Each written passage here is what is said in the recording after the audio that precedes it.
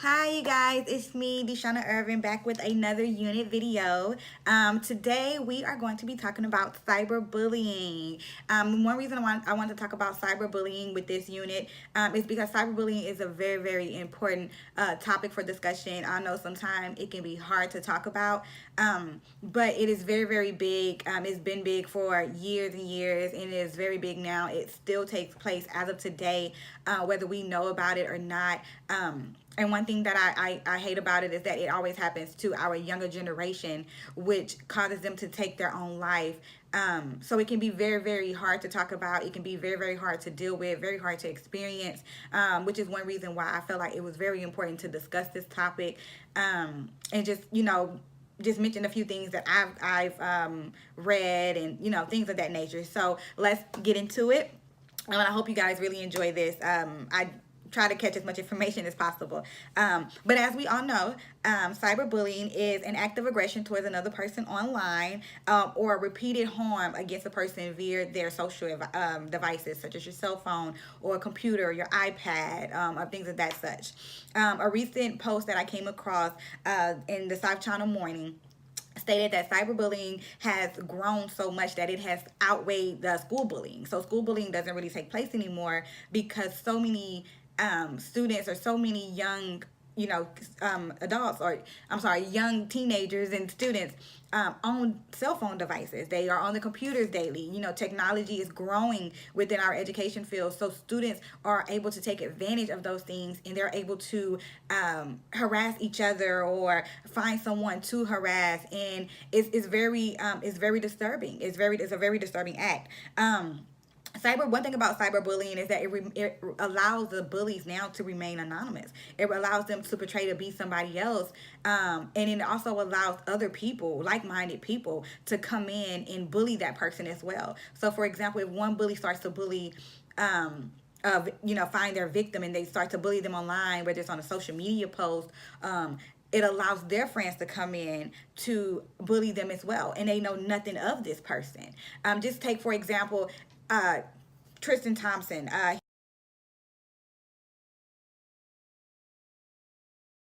He's an number 13 for the Cleveland Cavaliers, and recently he was social media bullied because he cheated on his girlfriend who was pregnant, which a lot, of course, some people don't agree with that.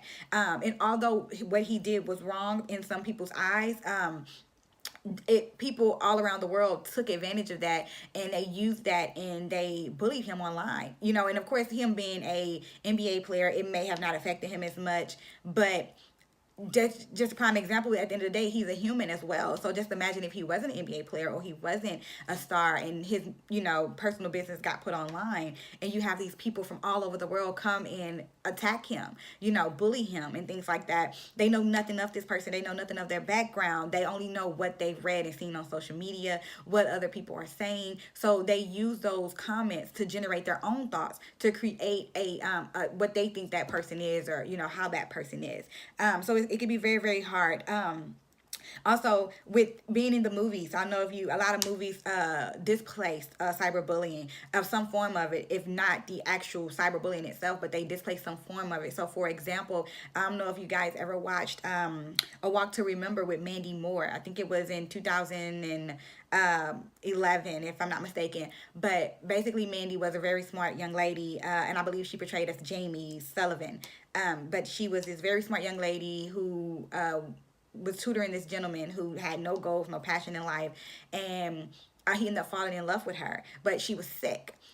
Throughout that movie, they displayed some form of bullying because his ex-girlfriend, a girl or a young lady who had a crush on him, like she printed out these pictures of like a model, a nude model, and they put Jamie's face on it and passed it around to everybody in the cafeteria. And that was really disturbing, and it hurt her because she was a church girl. Her dad was a reverend, and it really, really hurt her. She was, I believe, a virgin.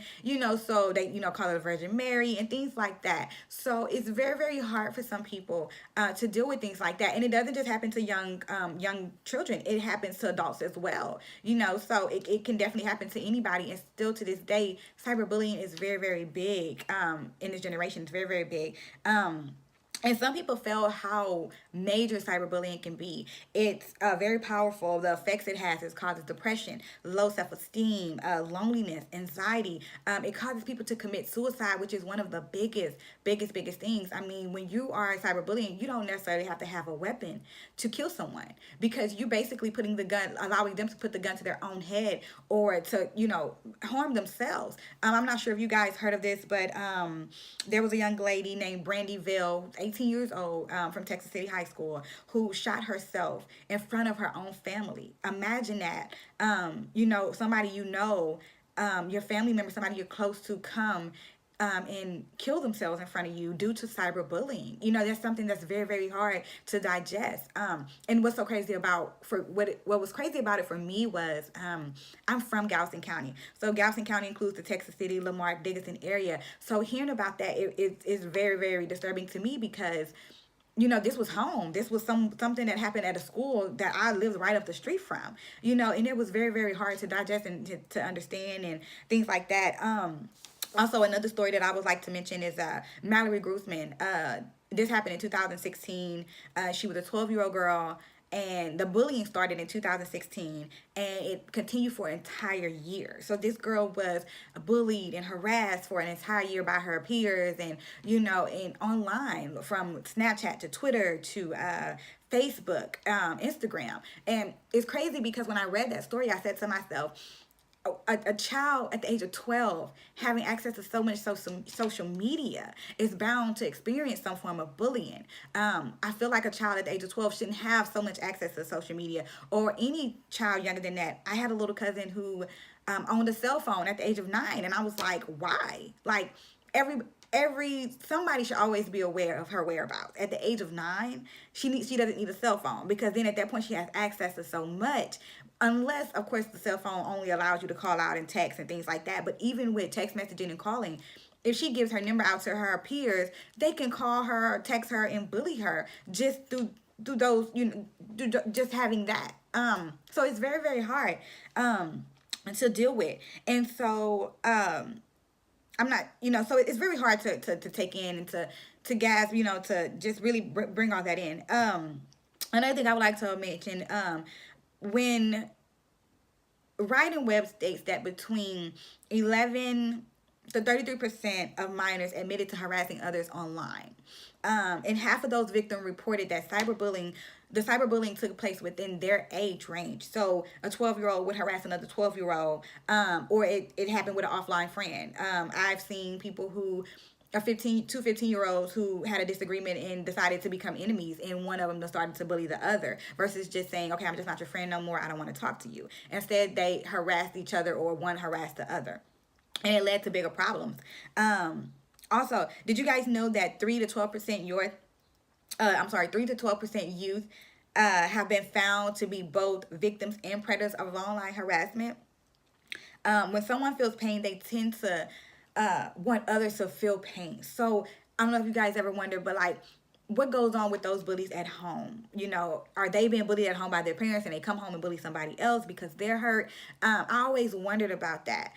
What is going on at home with you? Why are you coming here to bully? What makes you bully this person? What is it about them? Are you jealous, or what is it? Do you just feel power when you bully somebody else? Sometimes those are things that we can kind of look for in the bully, or what's going on with the bully as a person, as an individual. One way that parents can prevent cyberbullying is by being aware of what their child's doing online. If parents know for a fact that their child is a victim of bullying, they should talk to the child. Keep documentation. Report it to the social media team. For example, Facebook. Contact them. Let them know, hey, my child has been cyberbullied. What can I do? Can I report this? Things of that such. Because a lot of social media have a policy when it comes to things like that, harassment, and certain posts that's being posted online. There's so many resources for parents to go out there and use. They can about cyberbullying. About cyberbullying. There's so many helpful resources for parents and children involved in cyberbullying. So if you know someone that needs help, or anything of that such. There's a list of websites and phone numbers that I share below. Take advantage of those. If you know anybody, just please, share that information. You can also Google a lot of the information about cyberbullying. There's a lot of things out there that's there to help people in those situations, whether you're the bully or the victim. So it's just, cyberbullying is very, very big. It's very important, and people should really take it seriously. So I just wanted to talk about that today, kind of put that out there. I'm sorry if I didn't hit on everything today, but if you do have any questions, please feel free to reach out to me.